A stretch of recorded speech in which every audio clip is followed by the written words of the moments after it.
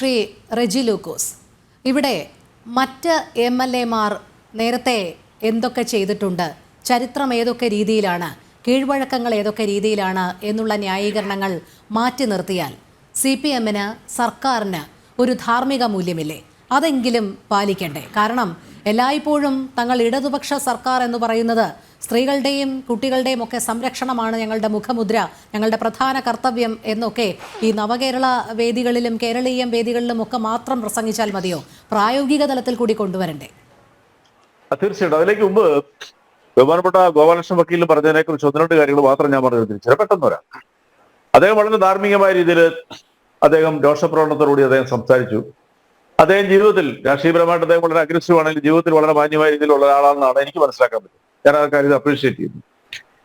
അദ്ദേഹം ധാർമ്മികതയെക്കുറിച്ചും അദ്ദേഹത്തിന്റെ മുകേഷ് എന്നുള്ള വ്യക്തിയെക്കുറിച്ചെല്ലാം അദ്ദേഹം വളരെ രോഷത്തോടുകൂടി സംസാരിച്ചു. എനിക്ക് അദ്ദേഹത്തിനോട് വളരെ എളിയ രീതിയിൽ രണ്ട് കാര്യങ്ങൾ ചോദിക്കാറുണ്ട്. ഒന്ന്, ഈ ധാർമ്മികത എന്താണ് സാർ ഈ ബ്രിജ്ഭൂഷണെ കുറിച്ച് കാണിക്കാത്ത? അദ്ദേഹത്തിനെ കുറിച്ചുള്ള ആരോപണം എന്താണ്?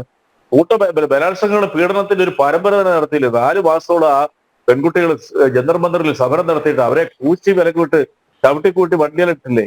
അവരുടെ മെഡലുകൾ അവിടെ ഉപേക്ഷിക്കാൻ ശ്രമം നടത്തിയില്ലേ? ലോകത്തിന്റെ മുമ്പിൽ ഇന്ത്യയുടെ അഭിമാന താരങ്ങളായ ആ റെസ്ലിംഗ് വനിതാ താരങ്ങൾക്ക് ഇയാൾക്കെതിരെ ഇത്രയ്ക്കും വലിയ ആത്മരോഷം കാണിച്ചിട്ട് ഈ സ്ത്രീകൾക്ക് വേണ്ടിയിട്ട് കാര്യങ്ങൾ നടത്തുന്ന അല്ലെ അവർക്ക് ഉദ്ധരിക്കാൻ എന്ന് പറയുന്ന നിങ്ങളുടെ പാർട്ടി ഒരു പെറ്റി കേസ് എടുത്തു ആ മനുഷ്യന്റെ പേര്, ഒരു പെറ്റി കേസ്. ആസിഫിൻ സാറോ അല്ലല്ലേ ഗോവൻ സാറോ, ഞാൻ ഒരു ചെറിയൊരു കാര്യം അല്ല ഒരു മിനിറ്റ് ആ പറഞ്ഞതിനൊരു മറുപടി പറഞ്ഞോട്ടെ. ഒരു സെക്കൻഡ് ഞാൻ മാറി നിൽക്കാം. പക്ഷെ നിങ്ങൾ പറഞ്ഞതിനൊരു സെക്കൻഡേ വേണ്ടൂ. സൗകര്യം ഉണ്ടെങ്കിൽ മതി, ഇല്ല വേണ്ട. അല്ല പറഞ്ഞോളൂ അങ്ങനെ എനിക്ക് ഇഷ്ടമുള്ള ഒരാളാണ്. സൗകര്യന്റെ മതി, ഇല്ല വേണ്ട. പറഞ്ഞോളൂ ഐ ആം റെഡി. അതെ, ബ്രിജ്ഭൂഷന്റെ കാര്യത്തിൽ ശരി, ബ്രിജ്ഭൂഷന്റെ കാര്യത്തിൽ റെജി ലൂക്കോസ് ഈ ചാനലുകളിൽ വന്നിരുന്നു പറഞ്ഞ അന്നെന്താ? ബ്രിജ്ഭൂഷണെ അറസ്റ്റ് ചെയ്യണം, അയാളെ പുറത്താക്കണം, അയാൾക്കെതിരെ FIR ഇടണം, അയാൾക്കെതിരെ കേസെടുക്കണം. അന്ന് കേസെടുത്തില്ലേ? അയാളെ അതിൻ്റെ ചുമതലയിൽ നിന്ന് മാറ്റി നിർത്തിയില്ലേ? അന്ന് നിങ്ങൾ സംസാരിച്ച ബ്രിജ്ഭൂഷണെതിരെ നിങ്ങൾ സംസാരിക്കുമ്പോൾ നിങ്ങൾ ഇടതുപക്ഷം എന്ന് പറയുന്ന ഒരു വിഷയത്തെ മുന്നിൽ വെച്ചുകൊണ്ടല്ലേ സംസാരിച്ചത്? ഇടതുപക്ഷത്തിൻ്റെ ധാർമ്മികത. നിങ്ങളൊരു കാര്യം ചെയ്യും, ഈ ചാനലിൽ ഇടതുപക്ഷത്തിന് ഒരു ധാർമ്മികതയില്ല. ഞങ്ങൾ എൽദോസിൻ്റെ സംഘടന പോലെ അല്ലെങ്കിൽ ഞങ്ങൾ ബ്രിജ്ഭൂഷണെതിരെ നടപടി എടുക്കാത്തതുപോലെ ഞങ്ങൾക്ക് ധാർമ്മികതയില്ല എന്ന് ധൈര്യം ഉണ്ടെന്ന് പറയാം. അത്രേ ഉള്ളൂ, സിമ്പിൾ. ഞാൻ നിങ്ങൾ പറഞ്ഞത് അംഗീകരിച്ചു. അപ്പൊ അന്ന് പറഞ്ഞത് തെറ്റായി പോയിരുന്നു, ഞങ്ങൾക്ക് ആ ധാർമ്മികതയില്ല എന്നങ്ങ് സമ്മതിക്കാൻ പറ്റുമോ? എനിക്ക് കുറച്ച് സമയമുള്ളൂ. ഇപ്പൊ ചർച്ച തീരാൻ പോകണം. ഞാനിനി പറഞ്ഞു പൂർത്തിരിക്കട്ടെ പ്ലീസ്. ഞാൻ അങ്ങായതുകൊണ്ടാണ് ഞാൻ വഴങ്ങി തന്നത്. വേറൊരാളെ ഞാൻ വഴങ്ങത്തില്ല. കാരണം വെച്ചാല് എനിക്ക് ടൈമില്ല. സാറാ പറഞ്ഞ 2 കാര്യങ്ങൾ ശരിയല്ല. ആ കാര്യത്തിൽ നമ്മളൊന്നും ചർച്ചയ്ക്ക് ഇരുന്നുണ്ട്. അദ്ദേഹത്തിനെ പുറത്താക്കിയതല്ല, റെസ്ലിംഗ് ഫെഡറേഷന്റെ ഇലക്ഷനിലൂടെ അദ്ദേഹം മാറി നിന്നതാ. അറിവ് മനസ്സിലാക്കണം. നിങ്ങൾ ഈ പറഞ്ഞ ധാർമ്മികത ലോകം വരെ വാർത്തയായിരിക്കുന്ന അതിൽ എന്ത് അധാർമ്മികത? സുപ്രീം കോടതി ചോദിച്ചു എന്തുകൊണ്ടാണ് ഇദ്ദേഹത്തിന്റെ പേര് നടപടി സ്വീകരിക്കാമെന്ന് ചോദിച്ചു. സുപ്രീം കോടതി ചോദിച്ചു. അത് തന്നെയാണ് അദ്ദേഹം പറഞ്ഞത്. അവിടുത്തെ ധാർമ്മികത നമുക്ക് മാറ്റി വെക്കാം. CPM-ന് ധാർമ്മികതയുണ്ടോ എന്നുള്ളതാണ്. അല്ലല്ല, ഇനിയില്ല. ഇനി ഞാൻ നിങ്ങളോട് ചർച്ചയ്ക്കില്ല. നിങ്ങൾ എന്ത് മാന്യത കുറവാണ് നിങ്ങൾ കാണിക്കുന്നത്? എന്നെ പിടിച്ചിരുന്നത് സംസാരിപ്പിക്കാതെ കണ്ട് ഞാൻ സംസാരിച്ച സമയത്ത് ഗോപാലകൃഷ്ണൻ വക്കീൽ സംസാരിച്ചു. ഞാൻ അത് അംഗീകരിച്ചു. കാരണം അദ്ദേഹത്തിന്റെ സുഹൃത്താണ്. പിന്നെ ഞാൻ തുറന്നപ്പോഴാണ് നിങ്ങൾ വീണ്ടും വന്ന് സംസാരിക്കുന്നത്. നിങ്ങൾ എന്തിനാ പിന്നെ ചർച്ചയ്ക്ക് വിളിക്കുന്നത്? അത് മോശമല്ലേ രോഹിണി? അങ്ങനെയാണ് ഞാൻ വഴക്കത്തില്ല. അത് അദ്ദേഹത്തിനെ അനുവദിച്ചു. അതുകൊണ്ടാണ് ചോദിച്ചത്. താങ്കൾ അത് തന്നെ വീണ്ടും ആവർത്തിക്കുന്നത് കൊണ്ടാണ് ചോദിച്ചത്. കാരണം തൊട്ട് മുൻപാണ് താങ്കൾ പറഞ്ഞത് താങ്കൾക്ക് സമയക്കുറവുണ്ട് എന്നുള്ളത് കൊണ്ട്. സമയക്കുറവുള്ളത് കൊണ്ടാണ് താങ്കളെ വിഷയത്തിലേക്ക് ഞാൻ നയിച്ചത്. അല്ലാതെ ഞാൻ മറ്റൊന്നുമല്ല സൂചിപ്പിച്ചത്. വിഷയത്തിലേക്ക് നയിക്കുക മാത്രമാണ് ചെയ്തത്. സമയക്കുറവുള്ളത് കൊണ്ട് താങ്കളെ ഖണ്ഡിച്ച് സംസാരിക്കുകയല്ല ചെയ്തത്. CPM-ന് സർക്കാരിന് ധാർമ്മികതയുണ്ടോ എന്നുള്ളത് തന്നെയാണ് ചോദ്യം. ഇത് വിഷയത്തിൽ നിന്ന് വ്യതിചലിക്കാതിരിക്കാൻ വേണ്ടി മാത്രമാണ് ഞാൻ ഇടപെട്ടത്.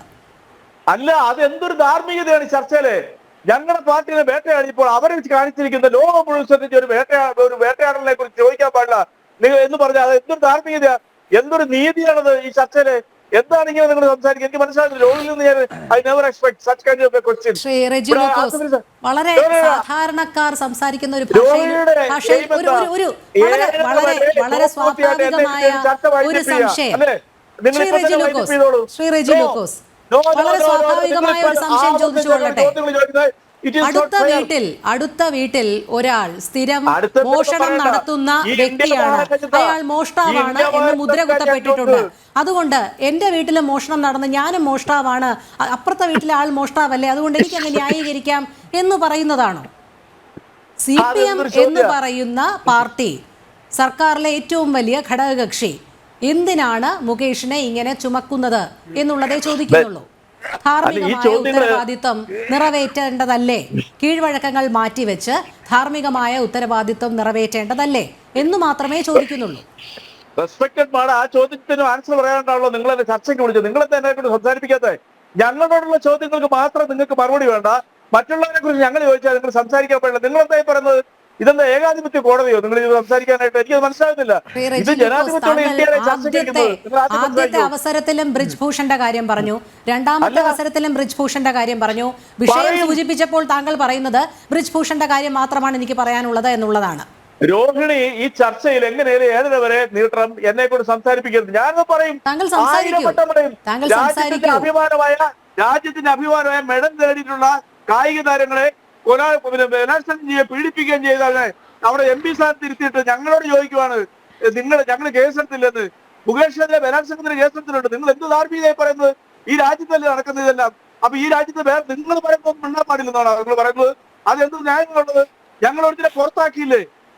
4 മന്ത്രിമാരെ ഞങ്ങൾ പുറത്താക്കിയില്ലേ ഈ 2 ടേബിളായിട്ട്? നിങ്ങൾ എന്ത് ധാർമ്മികമായി പറഞ്ഞത്? ഇനിയും പറയാം, ഒരു സ്റ്റോക്ക് എന്റെ കയ്യിലുണ്ട്, അതാ അറിഞ്ഞുകൊണ്ട് ചർച്ചയ്ക്ക് വരുന്നത്. ഇവിടെ ആസിഫലി സാർ എന്തെല്ലാം കാര്യമുണ്ട്. ഞാൻ ആസിഫലി സാറിനൊക്കെ റെസ്പെക്ട് ചെയ്യുന്ന ആളാ. അദ്ദേഹത്തിനൊരു രാഷ്ട്രീയമുണ്ട്. അതേ എന്തുകൊണ്ടാണ് ഞാൻ പറഞ്ഞതിന് മറുപടി പറയുന്നത്? ഈ ബ്രിജ്ഭൂഷണെ പോലെയുള്ള ഈ രാജ്യം ഏറ്റവും കൂടുതൽ ഭീതികരമായിട്ട് കണ്ട ഒരു ഗുണ്ടരാജിന്റെ തലവനായ ഒരു MP ഈ പെൺകുട്ടികളെ ക്രൂരമായിട്ട് പീഡിപ്പിച്ചിട്ട് ഒരു നടപടി സ്വീകരിക്കാത്തതിനെ കുറിച്ച് സാർ ഒരു മറുപടി പറഞ്ഞില്ലല്ലോ. ഞാൻ നിയമവിദഗ്ധനൊന്നുമല്ല. ഇപ്പൊ CPM-നെ വേട്ടയാടുക, CPM-നോടും സ്ത്രീകളോട് ധാർമ്മികത കാണിച്ചതും സ്ത്രീ ശാക്തീകരണത്തിന് അവർക്ക് സഞ്ചാരം കൊണ്ടുവന്ന ഒരു പാർട്ടി കേരളത്തിലുണ്ടെന്ന് നിങ്ങൾക്ക് വേറെ പാർട്ടിയെ ചൂണ്ടിക്കാണിക്കാൻ പറ്റുമോ? I challenge you. ഇവിടെ കോൺഗ്രസിന്റെ ആളുടെ ഭരിച്ചല്ലോ. അല്ല, അങ്ങനെ ഞാൻ പൂർത്തീകരിക്കട്ടെ. നിങ്ങൾ ശരിയെന്നൊക്കെ പറഞ്ഞു പോകാതെ എനിക്ക് 1 മിനിറ്റോട് സമയം കിട്ടണം. നിങ്ങൾ എന്റെ സമയം കൂടെ കാലത്ത് നിന്നില്ലേ? നിങ്ങളൊരു കാര്യം ആലോചിച്ച് നോക്കിയേ.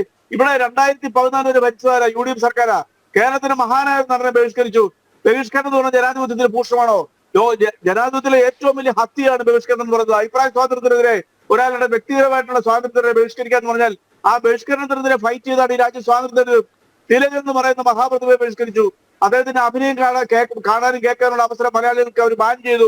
ഈ ഗുണ്ടകളായിട്ടുള്ള ഈ തലപ്പത്തിരിക്കുന്ന നേതാക്കന്മാരായ സിനിമാക്കാര് അത് എല്ലാരൊന്നുമില്ല.